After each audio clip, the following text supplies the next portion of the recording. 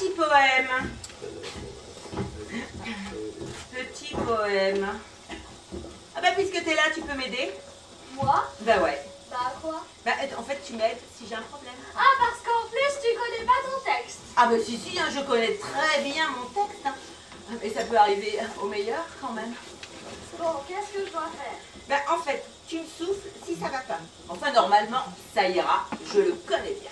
Bon, ça c'est le poème. Voilà, tu me dis si ça va pas, hein? Ok, ça va, je te suis.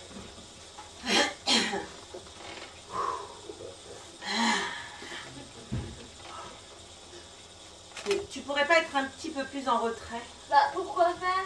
Non mais si tu veux, c'est quand même moi l'artiste. Hein. Bon, ça me dérange pas qu'on te voit, mais j'aime bien quand les projecteurs sont sur moi, les caméras.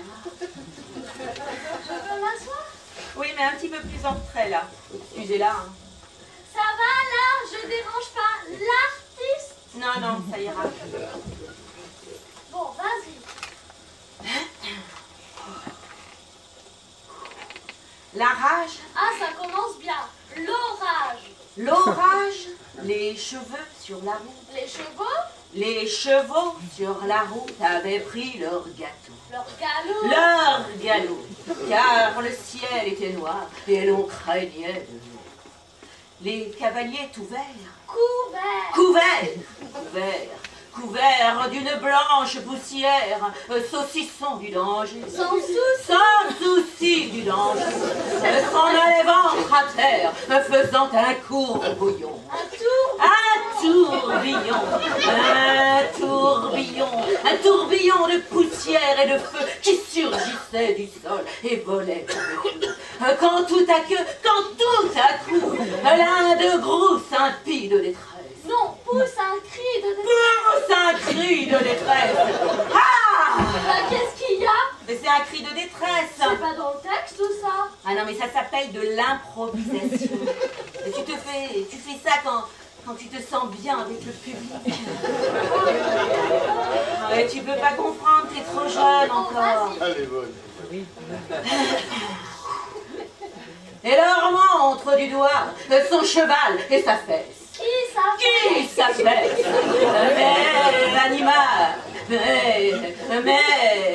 Mais l'animal fougueux, faisant de grands efforts, repartit plein de rage, en perdant son mort.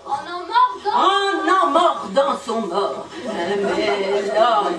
Mais l'homme penché sur lui, tirant de tout son être, enlaça son cheval avec un centimètre. Non, Et lança son cheval, dont il se sentimètre.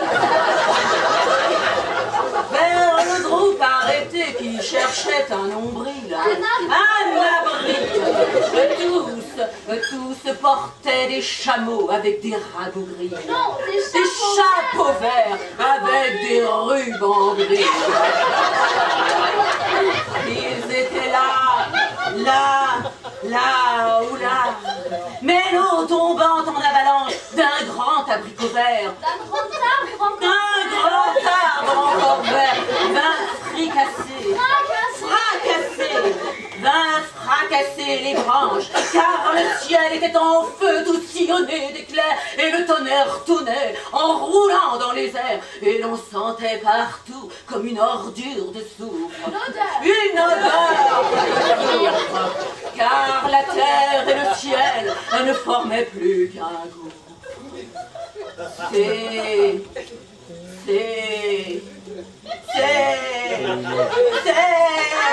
Hardy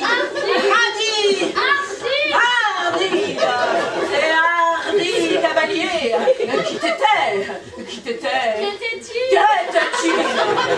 Qu'était-il devenu?